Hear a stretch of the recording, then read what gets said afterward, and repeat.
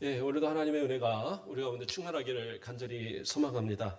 오늘은 화평과 분쟁이라는 제목으로 함께 말씀을 나누고 은혜 받고자 합니다.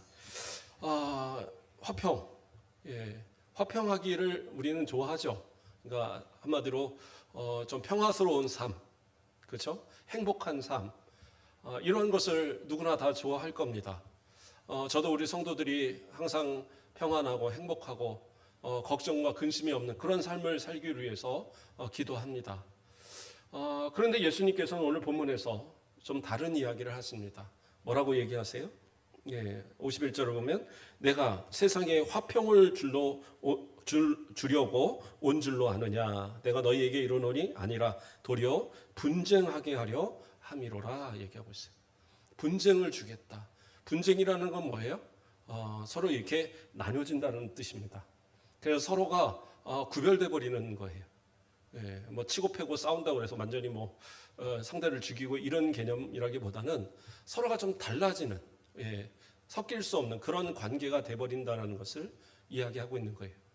자, 그러면 분쟁. 아니, 예수님은 사랑의 예수님이고 사랑의 하나님 되시는 삼위일체 하나님 되시는 예수님이신데, 또한 예수님은 평강의 주라고 불리는 그런 분이잖아요. 그렇죠? 그래서 데살로니가 후서 3장 16절을 보면 평강의 주께서 친히 때마다 일마다 너희에게 평강을 주시고 주께서 너희 모든 사람과 함께 하시길 원하노라. 이렇게 이제 축복하고 있어요. 그래서 바울 사도도 예수님을 뭐라고 그래요? 평강의 주라고 이야기하고 있어요. 아니, 평강의 주이신데 화평을 주시는 분이시고 화평을 주관하시는 분이 예수님이신데 왜 예수님은 우리에게 화평을 주러 온 것이 아니라 분쟁을 일으키려고 하신다라는 얘기를 그렇게 말씀하실까? 우리는 이 부분을 참 중요하게 생각해야 될 부분일 것 같습니다. 오늘날 우리 성도들이 예수 그리스도를 믿는다고 해서 그리 불편한 삶을 살지는 않는 것 같습니다. 세상 사람들이 기독교인들이라고 해서 특별하게 아주 크게 핍박하거나 그런 일들이 사실은 지금은 별로 없거든요. 외국 사람들도 우리나라를 보면 참 신기한 것이 여러 종교가 같이 섞여 살지만 그렇게 큰 분쟁이 일어나지 않는다는 거, 이걸 되게 신기하게 봅니다. 심지어는 같은 가족 안에서 종교가 달라요. 그래도 아무 문제가 되지 않습니다. 물론 과거 우리나라도 선교사들이 와서 복음을 전하다가 목숨을 잃는 그런 일들도 있었고, 집안에서 예수 그리스도를 믿는다는 이유 때문에 정말로 죽음의 위기까지 또는 실제로 죽기까지도 하는 그런 일도 많이 있었다고 합니다. 그러나 지금의 우리의 모습은 그러한 모습을 찾기는 좀 어려워요. 물론 불편할 수 있어서 서로 다투기 싫어서 싸우기 싫어서 그래서 내가 좀 조심하는 그런 면은 있지만 신앙의 문제로 목숨이 왔다 갔다 하고 그런 일은 우리나라에는 없어요. 그러니까 이단들도 막 활개치고 다녀도 전혀 문제가 되지 않죠. 그러니까 참 신기한 거예요. 왜냐? 저 이슬람권 같은 이런 곳은 어떡합니까? 예수 함부로 믿을 수가 없어요. 이슬람권에서는 그런다고 합니다. 원래부터 예수를 믿는 가정은 괜찮대요. 그건 예수 믿는다고 건들거나 그런 건 없는데, 이 이슬람을 믿는 사람들이 그 이슬람 종교에 있는 사람이 개종을 해서 기독교인이 된다든가, 또는 개종은 하지 않았어도 기독교인과 결혼한다든가 이런 일이 생겨버리면 그냥 쥐도새도 모르게 죽는 거예요.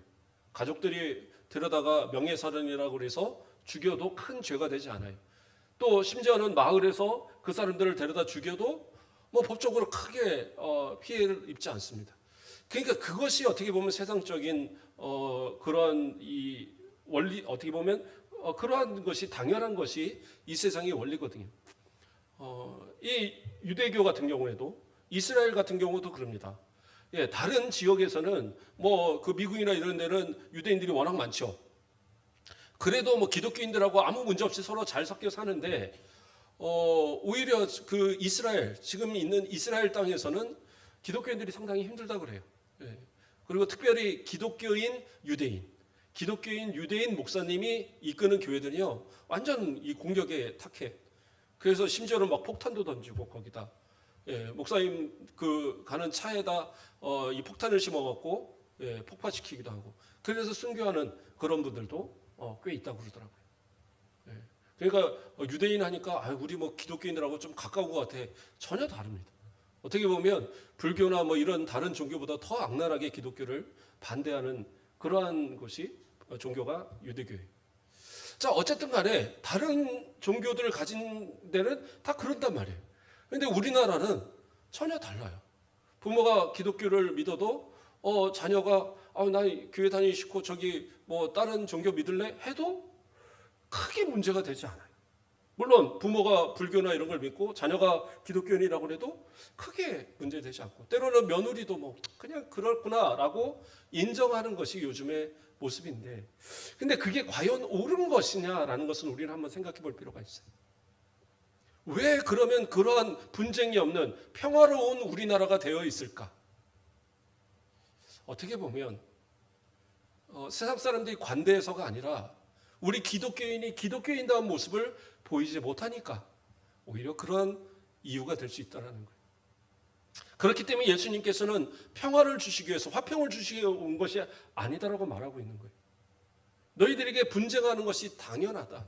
그리스도인으로 산다는 것은 분명하게 불편해야 되고 분명하게 어려움이 있어야 되고 고난이 있고 시련이 있는 것은 왜? 그들과 분리된 모습, 그들과 구별된 모습, 물과 기름이 섞일 수 없는 것처럼 그렇게 다른 모습으로 살 수밖에 없기 때문에 그래서 분쟁할 수밖에 없다라는 거예요.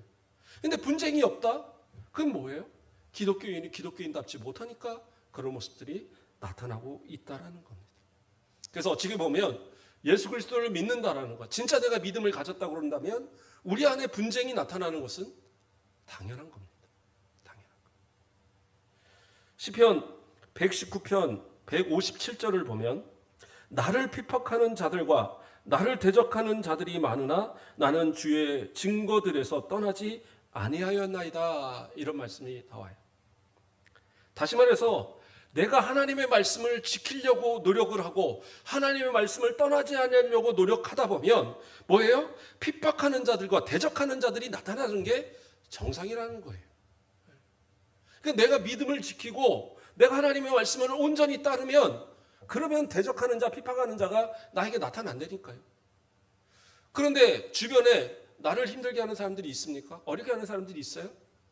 없는 이유가 물론 기독교인들에게만 잘 친하고 기독교인들 안에서만 살면 어렵지 않을 수 있죠. 그러나 세상과 접하여 살아가는 이상은 분명히 어려움이 생길 수 있어요. 그렇죠? 그래서 어떻게 보면 내가 세상에서 일을 하고 세상에서 사업을 하고 세상 사람들과 어울리는데도 불구하고 내가 아무런 핍박이나 어떤 어려움도 당하지 않는다? 그것은 어떻게 보면 내가 세상 문화에 적당히 타협하고 세상 사람들과 적당하게 맞춰주며 살아가기 때문에 그렇다라고 보일 수 있는 거예요. 내가 그들에게 그리스도인다운 모습, 하나님의 말씀을 따라서 세상의 문화와 접하여 내가 그것과 구별된 모습을 보이려고 하고 그들의 문화가 그들의 잘못된 것들이 잘못됐다라고 나를 통해서 지적되어지는 상황들이 벌어지면 당연하게 세상은 나를 멀리하려고 하겠죠. 사업을 하는데도 마찬가지일 겁니다. 내가 정직하게 하나님의 말씀을 따라 진리의 말씀을 따라 나는 온전한 그 말씀을 따라서 뭔가를 하려고 할 때에 뭔가 불법적이고 편법적인 걸 통해서 뭔가 돈을 벌어야 되는데 그것을 못할 때에는 어떻게 해요? 그것으로 인해서 다른 사람들을 그것을 지키려고 하는 기독교인들을 핍박하는 거예요. 이게 어떻게 보면 세상적인 관행이라고 하는 것들이 너무 불법적인 것들이 많이 있어요. 아니 뻔히 아는데도 서로가 어길 수밖에 없는 거 그런 것들이 많이 있더라고요. 예, 제 친구들도 뭐 이렇게 덤프트럭 이렇게 하는 친구들도 있거든요. 예전에 들었던 얘기입니다. 어떤 이제 그 사업장이나 큰 사업장이 들어가면 몇 번을 들어가는 걸 체크해서 뭐 이렇게 돈을 받고 뭐 이렇게 나중에 결산해서 받고 그러는가 봐요. 근데 너무 단가가 좀 낮게 이렇게 되고 이랬을 때는 그 현장 책임자들하고 서로 이제 상의해서 그냥 몇 개씩 이렇게 더 넣어주기도 한대요. 예. 그래서 그것이 뭐 어떻게 보면 나쁘다고 할 것도 아니고 자기가 받을 것을 제대로 못 받는 것을 받기 위해서 서로가 그냥 적당히 하는 그런 것일 수도 있다고 볼 수 있는데 만일 누군가가 거기서 정직하게 나는 뭐 하루에 몇 번 해서 딱 그것만을 돈을 받는다. 그랬을 때는 어떻게 되겠어요? 편법으로 조금 더 이렇게 늘려서 받던 사람들이 관행인데 이 관행을 어기고 나는 적게 받아도 좋으니까 나는 정직하게 하겠다. 그래 버리면 이 사업 위에 그 사업을 주관한 사람들의 입장에서 볼 때는 이거 뭐야? 그동안 그럼 내가 속은 거야? 돈을 더 많이 나간 거야? 생각하지 않겠어요? 그러면 좀 더 이렇게 정직하게 하는 사람들한테 뭔가를 주려고 할 때는 어떻게 되겠습니까? 이 나머지 사람들이 함께 모여서 공격을 하겠죠. 너 하나 때문에 우리가 이 피해를 보게 되느냐? 너 하나 때문에 우리가 이러한 것을 당해야 되느냐? 이런 상황이 벌어질 수 있다는 거죠. 이게 단적으로 제가 예를 들었지만 이러한 유사한 경우들이 상당히 많이 있어요. 왜 너만 특별하게, 너만 그렇게 정직하게, 너는 뭐 그렇게 얼마나 정직해서 한 번도 불법도 하지 않는 그런 모습이냐? 그것도 아니면서 왜 이런 데서는 이렇게 정직을 얘기하고 하느냐? 그러면서 다가오거든요. 생각해보면 그렇죠. 우리가 다른 데도 뭐 거짓말 할 때도 있고 다른 데도 조금 뭐 편법을 할 때도 있고 있는데 뭐 이거 한 번 더 한다고 해서 뭐가 어떻게 다를 수 있느냐? 뭐 그것도 맞는 말로 나한테 들려줄 수 있어요. 그러나 분명하게 내 안에서 하나님의 말씀이 이것은 아니다. 정직한 모습이 그리스도인다 모습이 이것은 아니다라고 외쳐질 때에 나는 어떻게 해요? 그 말씀을 어기고 하나님 말씀을 하나님께서 내 안에서 성령을 통해서 말씀하시는 말씀들을 어기고 그것을 부인하고 그냥 생각과 적당히 맞춰간다? 그게 옳은 겁니까? 근데 그렇게 살아가면 어려움이 없죠. 예. 돈도 적당히 벌고 그런다고 해서 누구도 하나 욕할 사람도 없고 그냥 교회에서도 뭐 신앙생활 하는 데 있어서 아무런 문제도 없고 예. 헌금을 하고 뭐 또 적당히 봉사도 하고 전혀 문제될 게 없거든요. 그러나 하나님은 아시죠. 그가 어떻게 삶을 통하여 살았는지. 그렇게 되면 어떻게 해요? 나는 뭐 그냥 적당하고 나는 그냥 아무런 문제 없이 살 수 있지만 세상 사람들이 말할 때는 뭐예요? 기독교인들도 세상 사람들과 똑같다라고 말한단 말이에요. 너희나 내가 무슨 차이가 있느냐라고 말한단 말이에요. 심지어 더 나아가서는 예수 믿는 사람도 별거 없네. 그것이 누구가 욕을 먹는 거예요? 하나님이 욕을 먹는 거예요. 하나님의 이름이 더럽힘을 받는 거예요. 우리가 그 주기도문에서 하나님 계신 우리 아버지여 이름이 거룩히 여김을 받으시오며라고 고백하면서 내 삶을 통해서 하나님의 이름이 거룩히 여김을 받지 못하고 더럽힘을 받아버리면 그 책임을 누가 지겠어요? 그게 신앙입니까? 정말 심각한 얘기죠. 그렇기 때문에 예수님께서는 화평이 아니라 분쟁이라고 이야기하고 계신 거예요. 그리스도인답게 살아가는 동안에 우리 가운데에 불편함이 당연히 오거든요. 그거를 부인하려고 한다면 결국에 가서는 어느 순간 내가 예수를 부인하고 있는 모습이 될 수 있다라는 거예요. 또 어떤 경우가 있겠습니까? 오늘 본문의 53절을 보면 아버지가 아들과 아들이 아버지와 어머니가 딸과 딸이 어머니와 시어머니가 며느리와 며느리가 시어머니와 분쟁하리라 이렇게 말씀하죠. 가정 안에서도 신앙의 모습을 통해서는 분쟁이 일어나는 게 맞아요. 다른 어떤 것으로는 괜찮아요. 다른 어떤 것으로서는 부모에게 순종하고 또 형제들 간의 우애를 위해서 내가 희생하고 또 때로는 내가 포기하고 이런 모습들이 다 있어야 되겠지만 그러나 그리스도인으로서 신앙의 문제만큼은 타협해서는 안 돼요. 내 안에 주님께서 주시는 그 마음을 내가 어기고 하나님의 말씀을 어기고 가정 안에서 적당하게 타협하며 살아간다? 그게 과연 옳은 거냐? 아니다라는 거죠.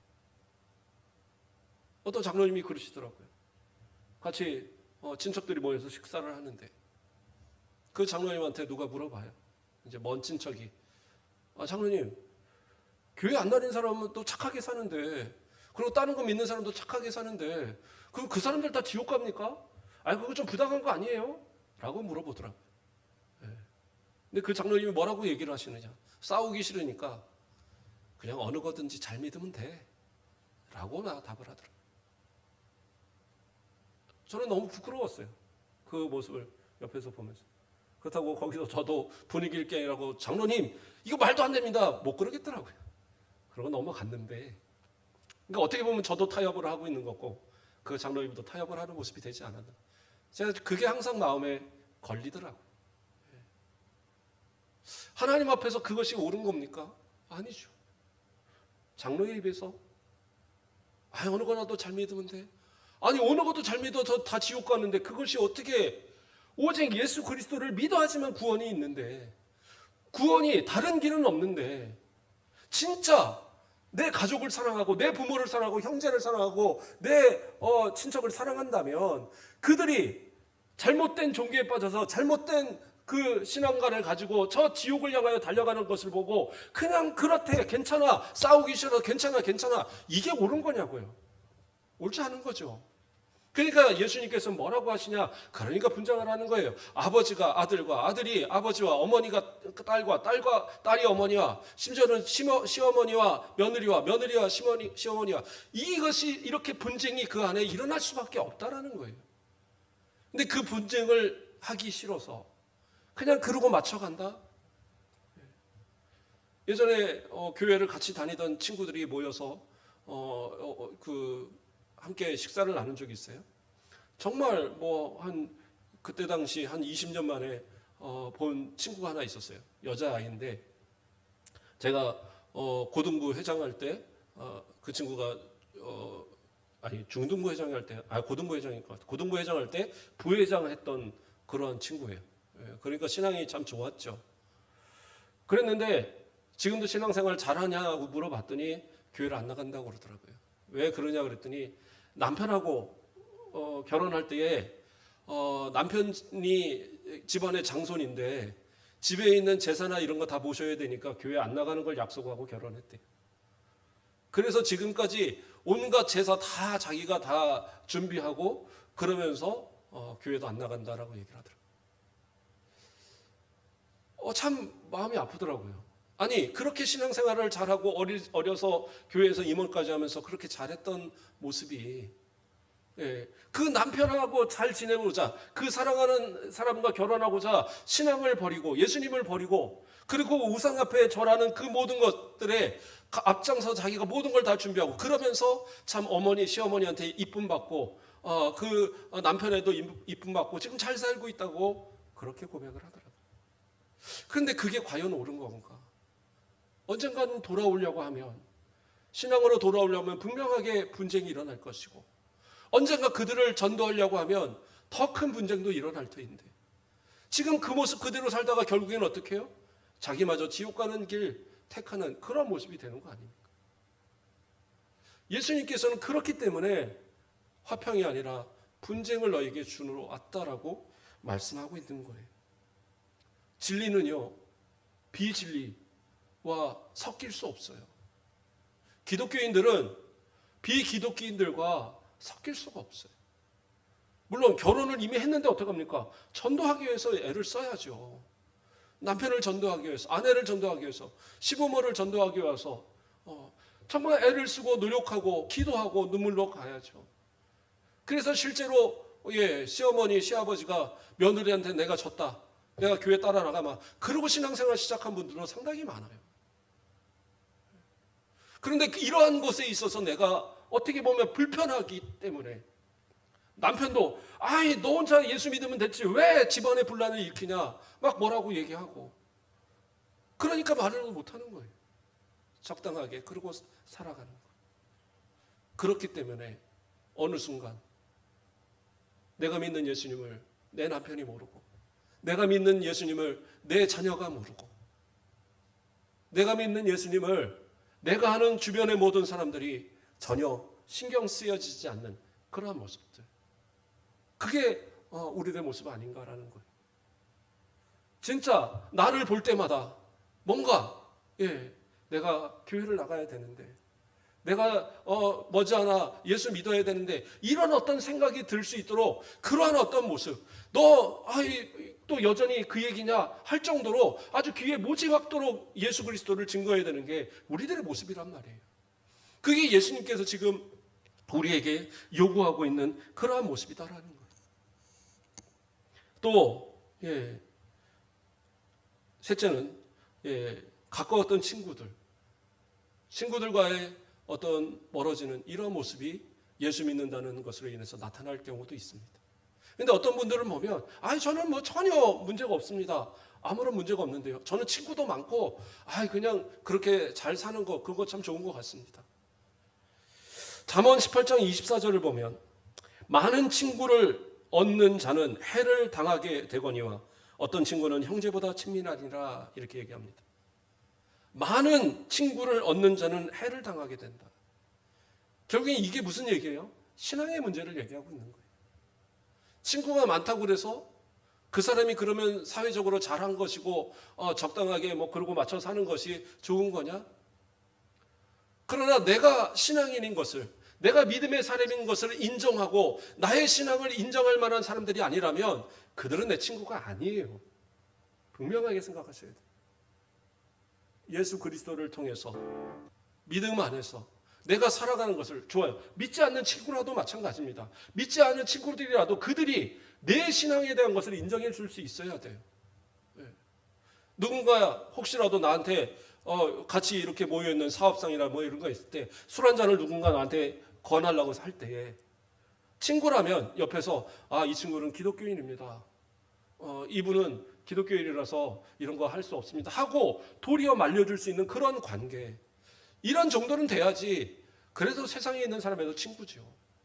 네가 언제부터 그랬다고 이러면서 자꾸 한 번만 이러면서 자꾸 유혹하고 넘어뜨리면 그게 친구입니까? 그렇지 않다는 거예요. 우리가 잘 아는 찬송가에 342장에 어떤 가사가 있습니까? 2절 가사에 보면 내 친구를 삼가 잘 선택하고 너 언행을 삼가 늘 조심하라. 이런 말씀이다. 이런 찬양이 있어요. 내 친구를 삼가 잘 선택하라. 그 이유가 뭐냐? 바로 그 다음에 이어집니다. 너 열심을 다해 늘 충성하고 온 정성을 다해 주 봉사하라. 내가 잘못된 신앙의 관계, 그러니까 신앙을 잃어버릴 만한 그런 친구 관계가 형성이 된다. 그러면 적당히 잘 지내는 것 같지만 결국에서 나는 어떻게 되느냐? 내 영이 어떻게 보면 이 피해를 입는 거예요. 상처를 받는 거예요. 그러니까 하나님 앞에 충성하던 모습들이 충성을 접어요. 하나님 앞에 헌신하던 이들이 헌신을 접어요. 왜? 세상과 연하여 살아가는 그 시간이 너무 바쁘거든요. 적당하게 축구도 좀 하러 가야 되고 등산도 하러 가야 되고 같이 낚시도 하러 가야 되고 적당히 어울려 살아야 되는 그것들이 많은데 주 앞에 충성하고 헌신하다 보면 그럴 시간이 없어요. 그러다 보니까 어떻게 해요? 어느 한쪽인가는 시간을 자꾸 빼야 되는데 세상에서 사람들과의 그 관계를 유지하기 위해서 신앙의 시간들, 하나님과 함께 해야 될 그 시간, 하나님께 드려져야 할 시간, 예수님과 함께 할 그 시간들을 점점 깎아내려 가는 거예요. 그게 옳은 거냐는 거죠. 아니다라는 거예요. 내 신앙을 방해할 관계라고 한다면 그 관계가 아무리 내게 가까웠던 관계라도 그것을 끊어낼 수 있어야 돼요.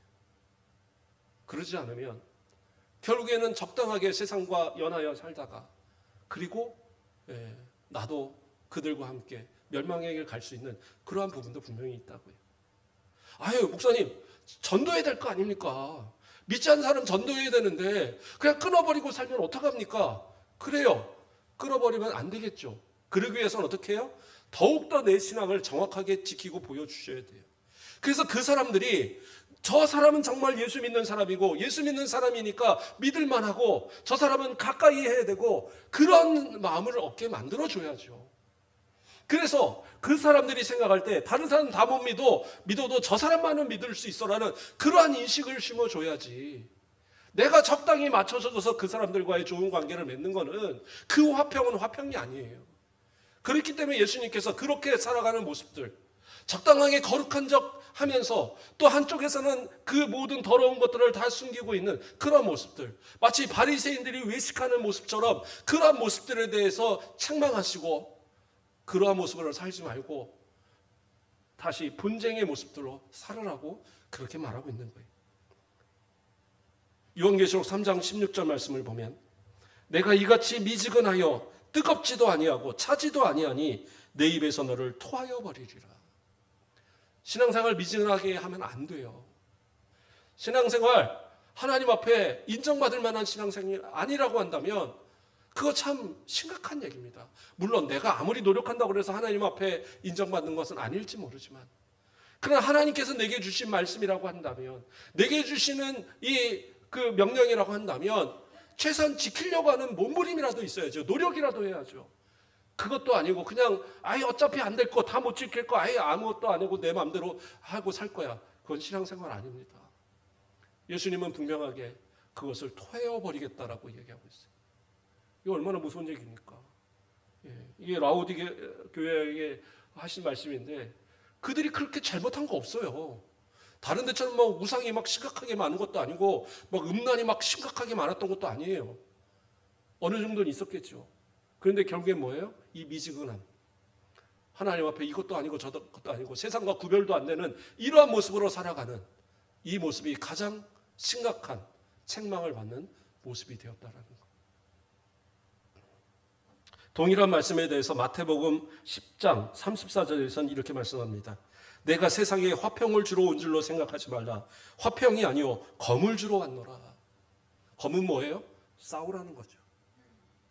상대방과 전쟁이. 어떻게 보면 우리는 이 시대에 영적 전쟁을 하고 살아가는 사람들입니다. 내가 이 검을 사용하지 않으면 결국에는 마귀의 검에 내가 찔리고 마는 거예요. 하나님의 말씀으로 무장하고 성령의 검, 말씀의 검으로 나가 싸워 이겨야 돼요. 그리고 이것이 진리라는 사실을 우리가 보여줘야 된다는 거예요. 그렇지 않으면 우리는 결국 신앙의 실패자가 되고 마는 거예요.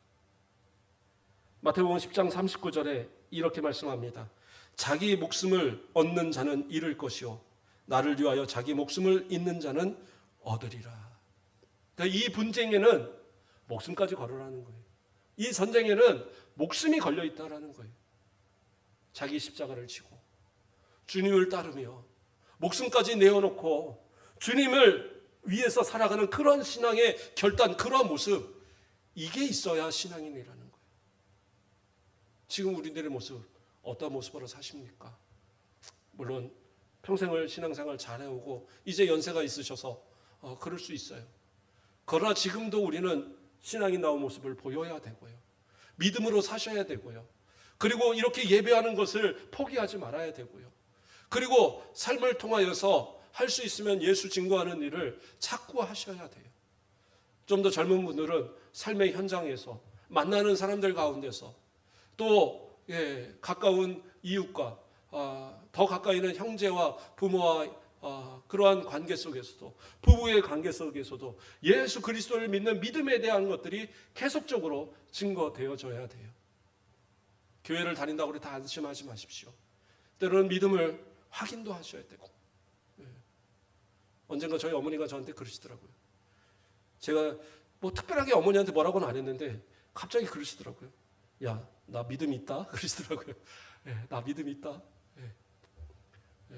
그러니까 자꾸 뭐 잔소리를 좀 신앙적인 잔소리를 하니까 어머니도 이제 나 믿음 있는데 저것이 목사님이라고 저것이 그런다고 이제 그런 얘기겠지만, 그러나 신앙에 대한 확인을 하셔야 됩니다.